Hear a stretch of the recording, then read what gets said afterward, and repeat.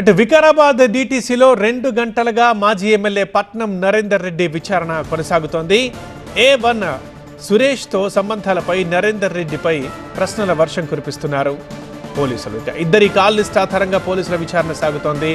లగచరణ ఘటనలో మనం ఉదయం చూసాం, హైదరాబాద్ ఫిల్మ్ నగర్లో విజువల్లో మనం కనిపిస్తోంది. సో ఉదయం నరేందర్ రెడ్డిని అరెస్ట్ చేసి తీసుకెళ్లారు పోలీసులు. హైదరాబాద్లో అదుపులోకి తీసుకొని వికారాబాద్కు తరలించారు.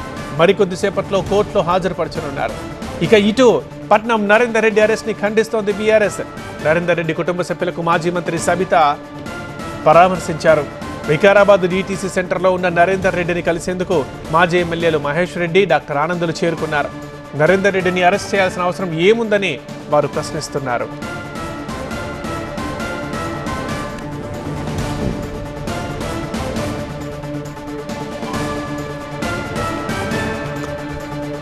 ఇక్కడ కనిపిస్తున్న బాలకృష్ణ గారు పేపర్ ప్లేట్ బిజినెస్ ద్వారా సంవత్సరానికి 24 లక్షలు సంపాదిస్తున్నారు. ఆయన నుండి ఈ బిజినెస్ గురించి నేర్చుకోవడానికి ఇప్పుడే ఫ్రీడమ్ యాప్ని డౌన్లోడ్ చేసుకోండి.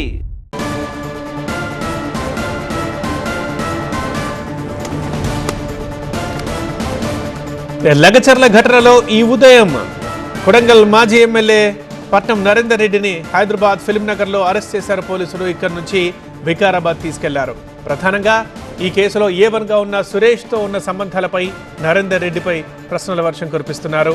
నరేందర్ రెడ్డికి సురేష్కి చాలా కాల్స్ వెళ్ళాయి. అది కూడా ఘటన జరగడానికి 1 రోజు 2 రోజుల ముందు ఈ టైంలో చాలాసార్లు వీళ్ళు కాల్ మాట్లాడుకున్నారు అన్న కాల్ హిస్టరీ దొరికింది. కాబట్టి ఈ కారణంగానే వాళ్ళు అదుపులోకి తీసుకున్నట్టుగా తెలుస్తోంది. సో దీనిపైనే ఆయన ప్రశ్నలు అడుగుతున్నారు. ఇద్దరి కాల్ లిస్ట్ ఆధారంగా పోలీసులు విచారణ కొనసాగిస్తున్నారు. ఈ ఉదయం నరేందర్ రెడ్డిని హైదరాబాద్లో అరెస్ట్ చేశారు, వికారాబాద్కు తరలించారు. ఇక కాసేపట్లో కోర్టులో హాజరుపరచనున్నారు పోలీసులు.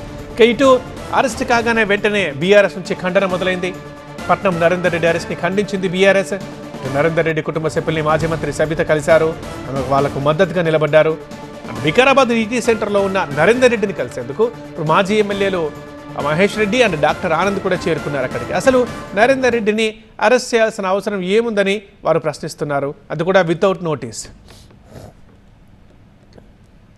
మాజీ శాసనసభ్యుడు నరేందర్ రెడ్డి గారిని ఈరోజు అక్రమంగా అరెస్ట్ చేసి తీసుకురావడం అనే దాన్ని మేము తీవ్రంగా ఖండిస్తున్నాం. మొట్టమొదటగా మనం మొన్నటి నుంచి చూస్తున్నాం, అది రాష్ట్రంలో ఏ నియోజకవర్గమో కాదు, స్వయాన ముఖ్యమంత్రి గారు ప్రాతినిధ్యం వహిస్తున్నటువంటి కొడంగల్ నియోజకవర్గం.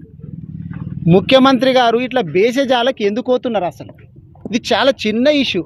ఎందుకంటే మా హయాం లోపల బీఆర్ఎస్ పార్టీ అధికారంలో ఉన్నప్పుడు చాలామంది రైతులతోటి మాట్లాడి వాళ్ళను ఒప్పించి మెప్పించి ఎన్నో ప్రాజెక్టులు కట్టిండ్రు కేసీఆర్ గారు కూడా. కానీ ఎక్కడ కూడా ఇట్లా రైతులు వచ్చి అధికారుల మీద దాడి చేసినటువంటి సందర్భాలు అయితే చూడలేము.